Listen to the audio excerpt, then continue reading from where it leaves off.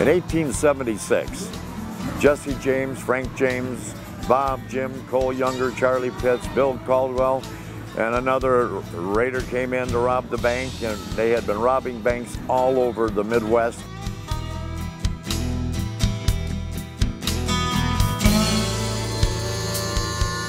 Let's go get some money out of the banks and the stagecoaches and the trains. And people just gave up. But when they came to Northfield, it wasn't like that at all. And so when they rode into town, they come walking into the bank, three of them, demanding money. In the meantime, a merchant tried to get to the bank, and he saw what was going on, and he yelled, "Get your guns, boys! They're robbing the bank!"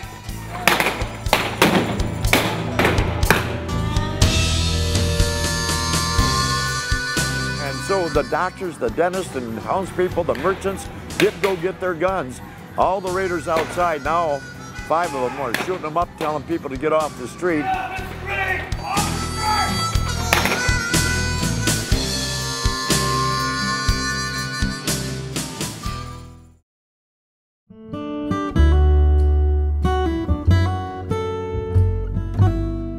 The defeat of Jesse James Day celebration has been one of our tremendous annual events. It's our key signature celebration in town.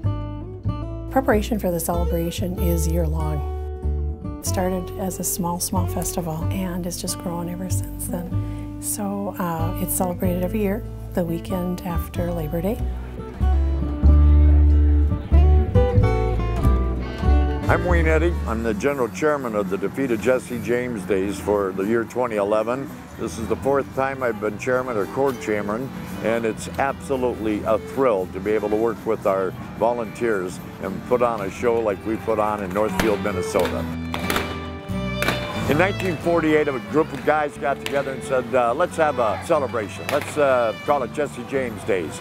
Get out of here! They had one raid, it lasted one day, no carnivals and all that, and it grew, and then about 1960, the light went on, and we started calling it Defeat of Jesse James Days. It just turned into a huge party, but it's just a lot of fun, no complaints, everybody just has a lot of fun.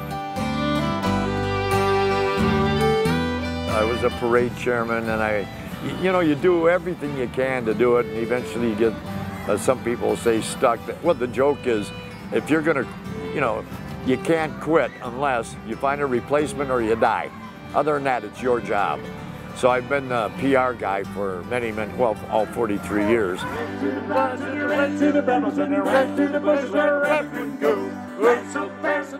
But there are hundreds, if not thousands, in all those years that have been contributors to this great thing. I just can't let go. When you get to run a parade and when you get to rob a bank on horseback, and you get to be at the carnival and get a free ride and go through what I like to call the part of town where they have all the vendors, the grazing area, and you get a free donut here or there. And I'll tell you, it's just in my blood. I believe it was the year I was parade chairman, back in the early 70s. Politicians, especially during the General Electric, they're in every parade, right? Handing out brochures, And they're every other unit. I mean, you got the city, you got the county, you got the states, you got the national. So, no politicians. Quite frankly, some politicians thanked me because they got tired. It's the end of the season. One year, a late businessman in town said, "Hey, Wayne, would you like to have Vice President Humphrey in your parade?" I said, "I would." And we put him in the parade, and the people loved it. That's the Vice President, And the Republicans came up to me and chewed me out. "You said no." I said, "When you have a Vice President, we'll put him in the parade." Well, years later, Al Quie, congressman from the 1st District and then governor of Minnesota in 1978 to 82. We have him ride in the raid and ride in the parade on his horse because he's a wonderful horseman. The Democrats come up. "What do you do on having a Republican in the parade?" And I said, "Listen, When you graduate from Northfield High School and St. Olaf College and become a congressman and then the governor of Minnesota, you can ride in the parade. One of the nice things about our celebration is that we are the largest all-volunteer celebration in Minnesota. Not one person on our committee makes any money, and our object is to have the clubs like the Rotarians and the Lions and the JCs and the churches and the athletic clubs all get involved selling donuts or selling raffle tickets or selling pop or carrying banners through the parade. Planning for the organization takes place throughout the year. The celebration itself is incorporated with their own board of directors, and many of the individuals there are meeting every week, planning different aspects of the celebration. And besides that, there's other organizations in the community that have a piece of the celebration that they take part in. Our committee basically just puts everything together and gets it organized. And it's a lot of work. We have maybe 60 volunteers that have various projects to do. And I would say the volunteers with all the other clubs, churches, and organizations involved would number close to 500. It's a very, very busy weekend with everything from bicycle runs and walks and all the way to raid reenactments, which is the highlight of our effort here.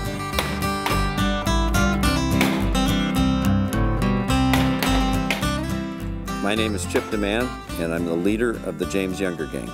This is my 42nd year holding that bank up. In the early days, we just did one performance. Now we do 8. None of us ride all 8 of the performances, but it is just as exciting today as it was in 1970 for me. And it's equally as exciting for me to watch new riders come in and watch my kids. We just retired my 86-year-old father from the bank raids. My mom didn't want him getting shot off his horse anymore. But now, you know, the younger riders coming in. So yeah, it's a thrill of a lifetime. We absolutely want everything to be as original and accurate as possible. The number of gunshots that we fire, we're very close to the number that we're firing. We don't just go out there and, you know, go Hollywood. We're very accurate with the count. Research is what is really key, and it's what really makes our celebration and the reenactment what it is. Right down to the minutest little details that we can come up with. Now, sometimes it's hard to portray those minute details, but sometimes it works out. We are the largest all-volunteer celebration in the state of Minnesota, and there'll be thousands of volunteers working this weekend, and we have no paid staff at all. We have over 100,000 people in the community over that weekend, so there's a lot of people here enjoying food and lodging here and shopping, you know, those kinds of things. So that spills over into the retail sector, all eating places, you know, the lodging places. So there's financial benefit from those visitors as well. There's a lot of benefits. Clubs and organizations benefit, our local businesses benefit, and it literally puts Northfield on the map in a lot of ways that would be harder to get our name, I guess, out there and on the map if it wasn't for this piece of history that we reenact every year. History here is very important. We preserve, we respect it. It's kind of the old story. If you don't know where you came from, how do you know where you're going? But there is a preservation of history here that's very important.